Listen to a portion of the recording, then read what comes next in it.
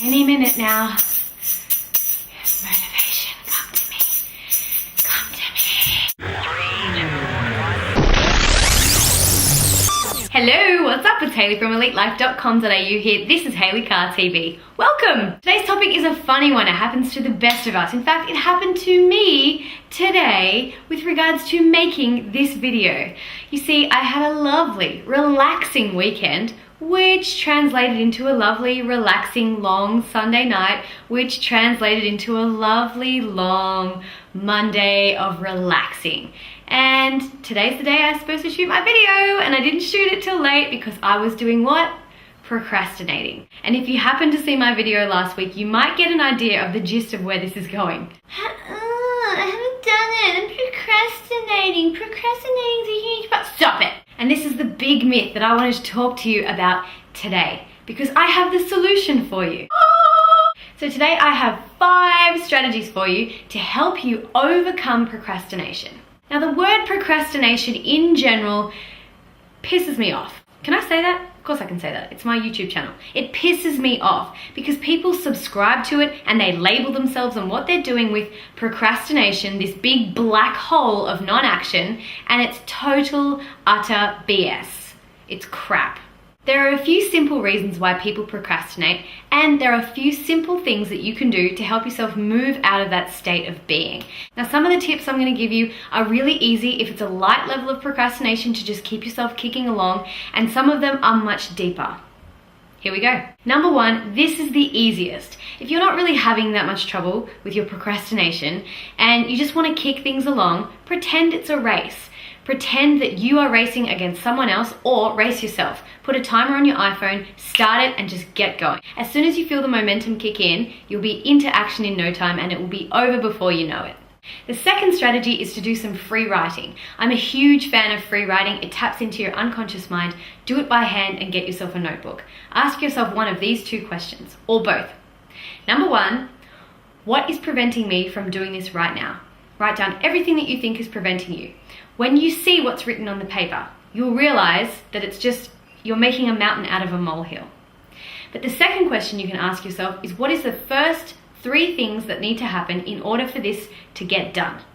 And you might come up with, pick up a pen, get on Google, or something else. The first 3 things.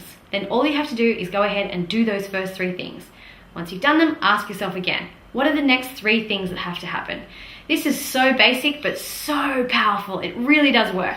Step number 3 is a really cool tool that I like to teach people when they come to my peak performance workshop. It's really going to depend on how deep the layers of suggestion that you're giving yourself are as to how stuck you are, how often you tell yourself that you procrastinate, and how bad you think procrastination is. What do I mean by that? Sometimes it's as much as setting yourself up so that you have a reward if you do it and you have a punishment if you don't. But sometimes, if the suggestion's really deep, you need a swift kick to the head, mate. A stake or a punishment for if you don't get it done. But here's the trick. The punishment can't be something that hurts you, that you really want to avoid. It's got to be something that's still good for you. For example, when I get this done, I can go to the beach for half an hour and chill out. If I don't get it done, let's say, for example, you don't like running. If I don't get it done, I have to go for a run. Now the run, although you might hate running, it's going to be good for you. You might set another stake like 100 push-ups or 20 push-ups or 20 sit-ups.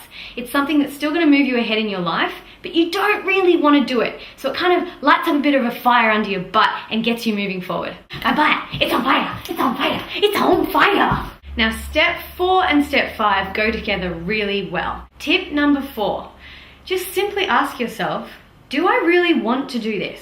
I mean, do I really want to do it? So sometimes you're procrastinating on something because you're not passionate about it and you never will be, and it's a really good sign that you're in the wrong place. But sometimes we're procrastinating on stuff because we don't want to do it, it's annoying, but essentially it's going to get us where we want to go. So you have to ask yourself, do I really want to do this? Let's take something like tax, for example. It's something that a lot of people tend to procrastinate on because they either don't understand it or they don't like it. If you ask yourself, do I really want to do this? The answer is, hell no. But when you ask yourself, do I really want to do this? Usually the answer is, well, yeah, I do, because I want the money back or I want the benefits. Which leads me into step number 5, which is an amazing little tip that I would suggest for anyone who ever experiences any kind of anxiety whatsoever. So firstly, what's the structure of anxiety? Now, some people might not agree with me here, but from my point of view, neuro-linguistic programming, this is the definition of anxiety. It's when you're strategically visualizing something to go wrong. For example, you're sitting down about to do your tax, and somewhere unconsciously you're imagining that you don't get it done on time, you're getting a fine, or that you don't get as much money back as that you want to, or that it's going to be terrible and boring and painful and long, and you're going to miss out on seeing your friends, and you're going to feel tired and stressed afterwards because you don't like doing numbers, blah de blah blah blah blah blah. It's in your head and you're visualizing it to go wrong without even realizing. This is the construct of where anxiety begins. And here's the solution. All you need to do, once you've figured out, yes, I do want to do this, is sit down, close your eyes, and imagine yourself doing what you'd be doing the moment after you've finished and you did it and completed it perfectly. I'll say that again.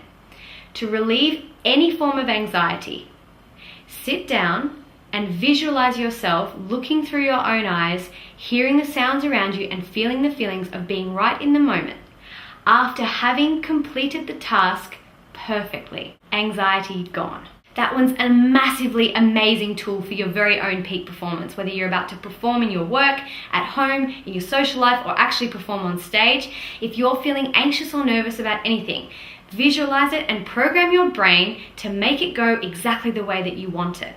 And those are my 5 tips today to help you overcome procrastination. I really hope you enjoyed them. So you can use these strategies all together, or you can just choose to use one. They all work individually, but if you're really stuck and you do need a swift kick to the head, use all of them. Throw everything that you've got at your procrastination. It'll help you so much.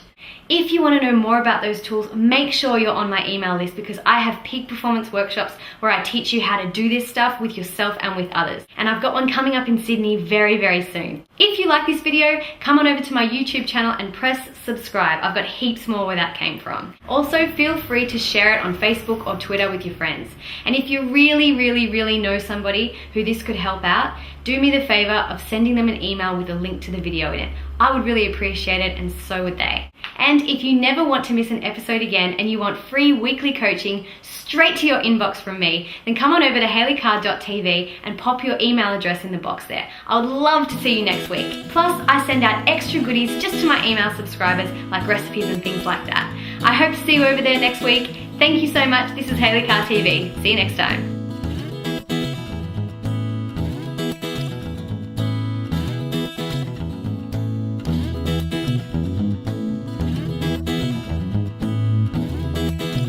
Motivate me. I'll give you a swift kick to the head, mate.